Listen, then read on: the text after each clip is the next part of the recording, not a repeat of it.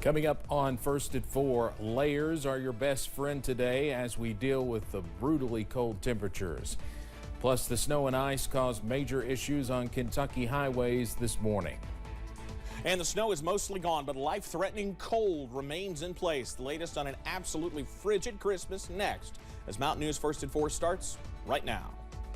Dedicated to Eastern and Southern Kentucky, this is WYMT Mountain News First at 4.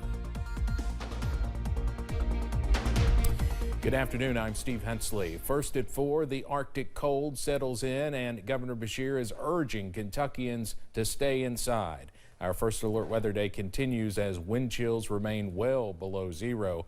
Meteorologist Evan Hatter joins us now with the very latest. Evan? Well, that's right, Steve. This air mass is brutally cold, and it's working through the region and will as we head through the rest of tonight, tomorrow, and into Christmas Day itself as well. Now, look outside right now. Hazard sits at 1 degree. London sits at 1 degree below zero, but it feels like 22 below in London thanks to those west winds at 17 miles per hour and a current feels like temperature in Hazard of 15 below. We don't have the data from Pikeville, but I can tell you as downtown is coated in a layer of snow, it's chilly out there as well. Most of us are within a degree or two of zero with those wind chills between 15 and 20 below. We don't have some data from Manchester. That's why it shows a wind chill of 2. Same thing in Clintwood. Either way, it continues to be very, very cold. Our wind chill warning was allowed to expire for most of us as we head through the rest of tonight. However, that does continue until noon tomorrow for some of our eastern and southern counties. A wind chill advisory lasts through 1 o'clock in the morning for everybody else. We're all dry, but we are continuing to see brutally cold temperatures settling in. So heading into the day tomorrow, after a cold night tonight, we're only talking middle teens at best as we head into our Christmas Eve. The latest on when we see a return to temperatures above normal in a few minutes. Steve? All right, Evan, thank you. Frigid temperatures have led to slick road conditions across eastern Kentucky all day. WYMT's Keaton Hall was out early this morning and has more from Hazard. Temperatures plummeted last night, turning the rain and snow into a dangerous sheet of ice on the roads.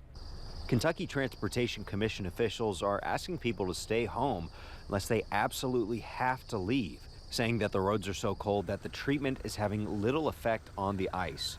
Several accidents were already reported overnight. Yeah, pretty icy out there, and the temperature's so cold that it's hard for the salt to work like it needs to. We just hope it warms up a little, but it ain't looking like it's going to. All the weather reports says it's going to be in low single digits all day. So, KYTC officials recommend if you have to leave your house to leave early, drive slow, and make sure there's plenty of room between you and other cars. In Hazard, Keaton Hall, WYMT Mountain News. Keaton, thank you. Officials are warning that some roads are refreezing as the wind blows snow back on them, and it's certainly still going to be dangerous out there tonight. Numerous crashes in Kentucky last night and into this morning. The Transportation Cabinet tweeted that road surfaces are especially treacherous, causing some pileups. They say the temperatures have fallen so low, the salt and calcium chloride they use to clear the roads are not doing much to melt the snow and ice. Governor Beshear says at least 3 people have died due to the extreme winter weather in Kentucky. There are more than 8,000 people without power across the state, but that's down from more than 24,000 early this morning. When the weather is extremely cold, you should obviously stay inside if you can, but if you do have to brave the low temperatures, there are a few tips you can follow to stay warm. Those who remain outside for long periods of time could be victims of hypothermia or frostbite. To be on the safe side, the CDC recommends making sure body parts like your nose, ears, cheeks, and toes are covered. Some shoppers who brave the cold weather say they hope the weather won't freeze their plans. My father wanted to cancel Christmas because it was going to be too cold, and my mother said no, so we're carrying on with Christmas. Hope you have your shopping done. The CDC says if a person is experiencing hypothermia or frostbite, they should remove any wet clothing, seek medical attention, and get into a warm room or shelter.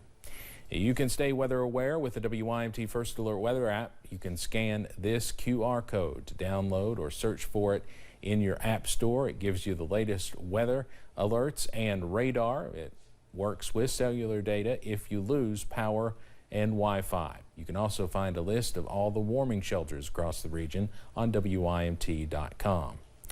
The massive storm is creating problems on the second busiest travel day around Christmas and New Year's. Thousands of flights in the U.S. have been canceled already, and hundreds of others have been delayed. CBS's Chris Van Cleve reports from Dulles Airport in Northern Virginia.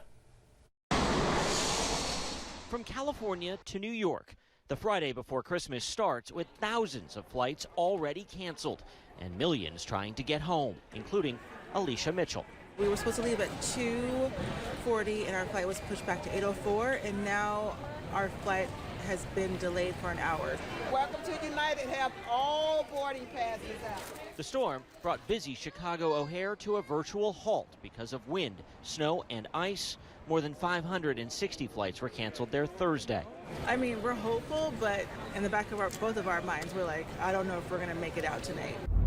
The massive bomb cyclone is causing travel chaos nationwide as it whips across the Midwest into the Northeast. With frustrated travelers in Denver, I think our plans are ruined.